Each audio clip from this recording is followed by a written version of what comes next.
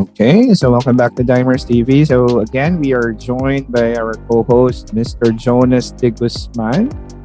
And I'm J.I. Dimes, and we will be talking about our uh, picks or the biggest surprises and also the biggest disappointments this season as we enter the final week of the regular season.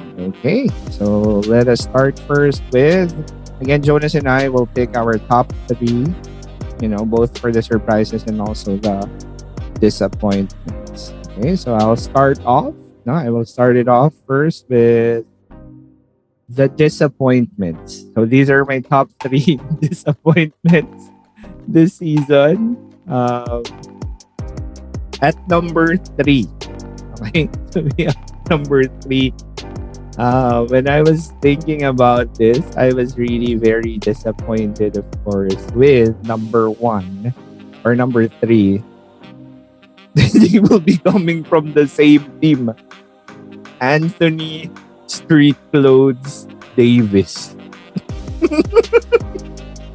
And I'm very disappointed simply because Jonas and I, if you will watch our preseason episode on our GM episode, we were very high that on Anthony Davis that he would have a big comeback season, and that didn't happen.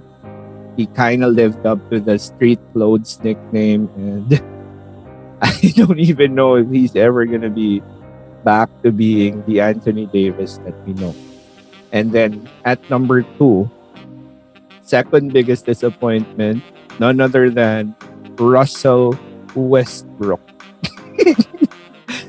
Called many names, has been disrespected the whole season. I know he's in a bad situation, but maybe, just maybe, because of all the expectations, especially our expectations for the Lakers, and now they may not even make it to the play-in tournament.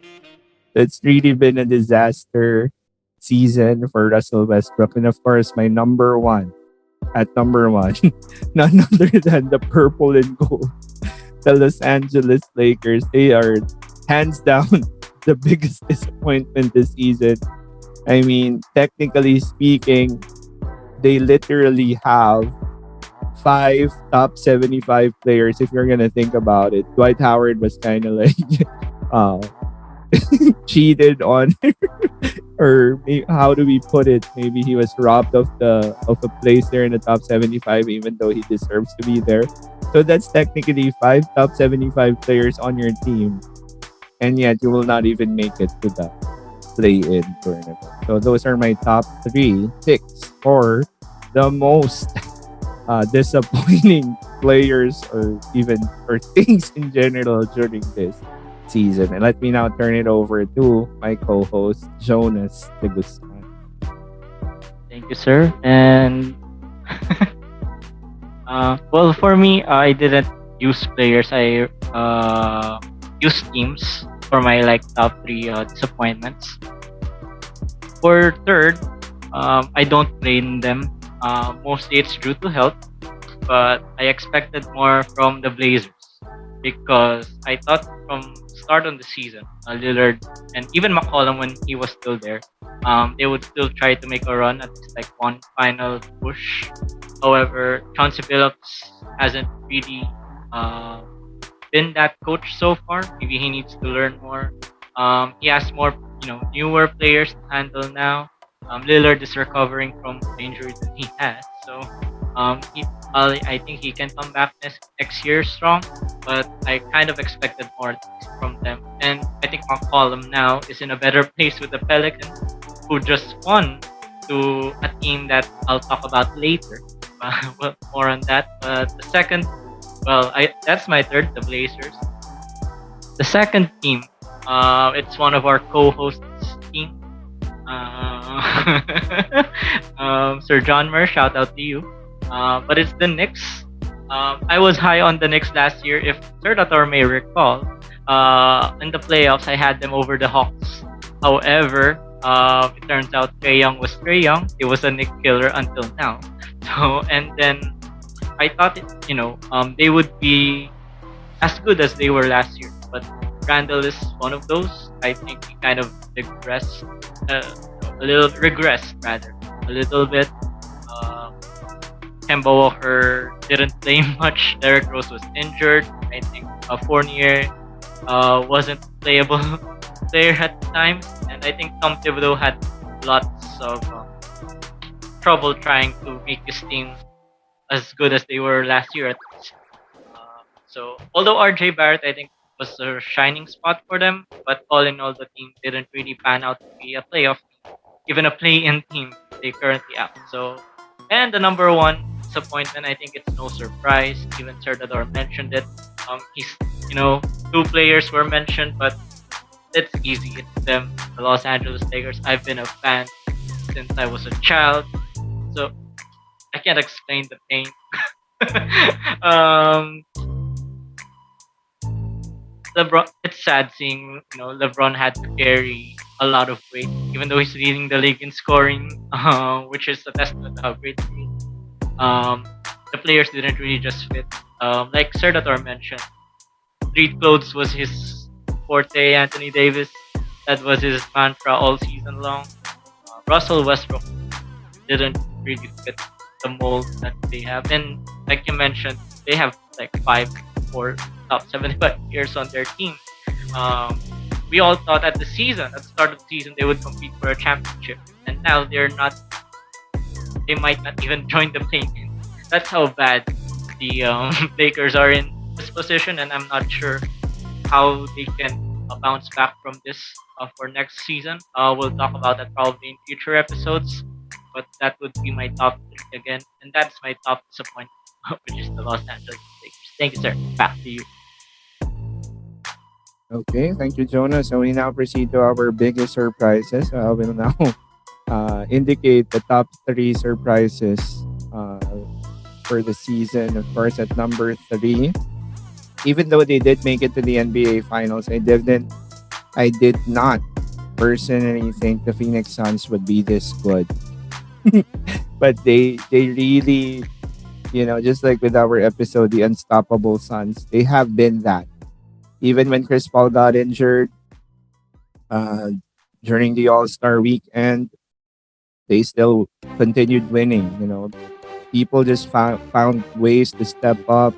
Monty Williams has done a magnificent job with that team, and they have the best record in the NBA. So that's for me the biggest surprise there. Number three, Phoenix Suns, and then at number two, of course, I never thought the Memphis Grizzlies would be this good as well. They have the second best record in the NBA currently. Take note, 54-23. And what made it so impressive was the fact that, remember, the Memphis Grizzlies barely made it to the playoffs last season.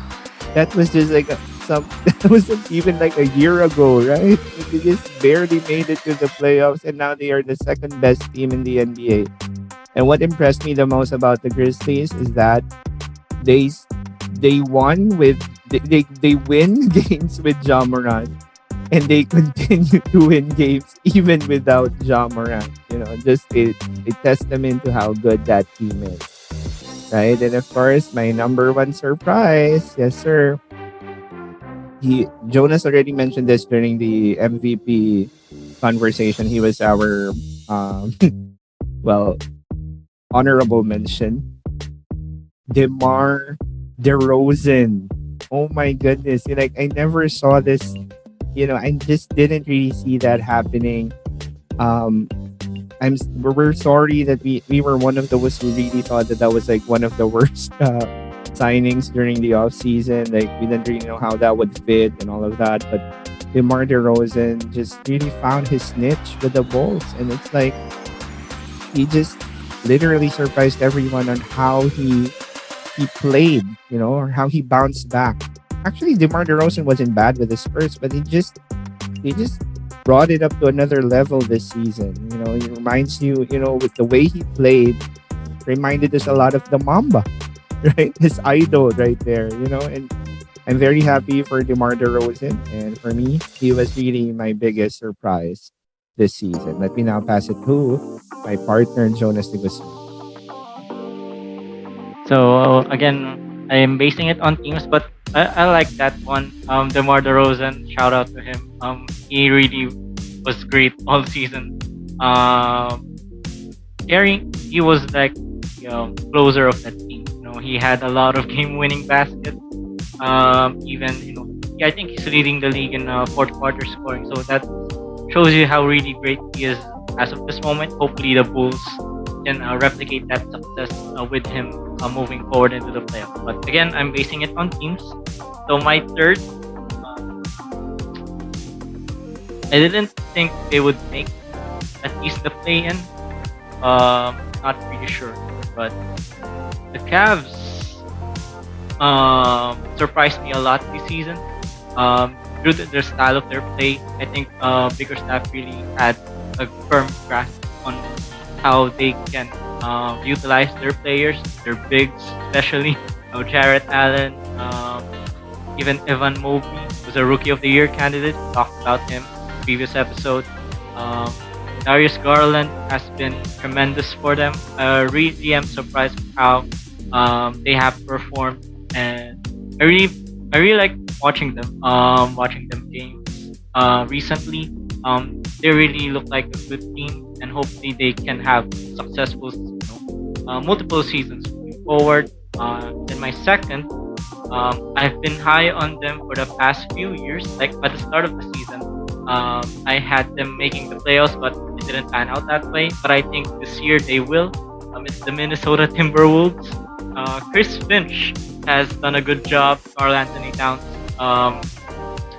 um, solidifying himself as one of the best bigs in the NBA. Probably the best shooter, arguably shooting big in the NBA. D'Angelo Russell, Anthony Edwards. Um, they have been surprised me. I didn't think, you know, even I was still high on them, but I didn't think they would compete for a playoff spot, which they are. And they deserve a lot of credit. And I think they just won against the Nuggets earlier this day, so that's a big win for them. So they're really at least picking at the right time as well, going into the postseason. So that's my second team, and my first team. You mentioned it earlier, sir. Grizzlies. Have talked about Ja Morant being not on the team. They have like a 19-2 record. That's how deep their team is. Sorry about that. And then they just won against the kind of a fully healthy Suns earlier today. That shows you how great of a team they are. Jaren Jackson Jr. has made uh, one of the defensive player of the year candidates. Dylan Brooks, Desmond Bain. Can talk about how deep they're. Cal Anderson. They really have a deep team, and I think this is just my opinion. I think the runaway coach of the year is Taylor Jenkins. You can make a case for Monty Williams, but Taylor Jenkins has done a great job for this team, and you know I didn't expect them to be at least the second seed. And you mentioned their record. That's amazing and a testament to how good they've been. So they are my biggest surprise this season. Shout out to them and shout out to the teams that I've mentioned. Okay, thank you, Jonas. So that's it. Those are our picks for the our top three most disappointing players or teams or whatever during the season, and then of course our top three surprises as well. So again, thank you for joining us. I'm J.I. Dimes together with Jonas de Guzman, and we will see you on the next episode of Dimers TV.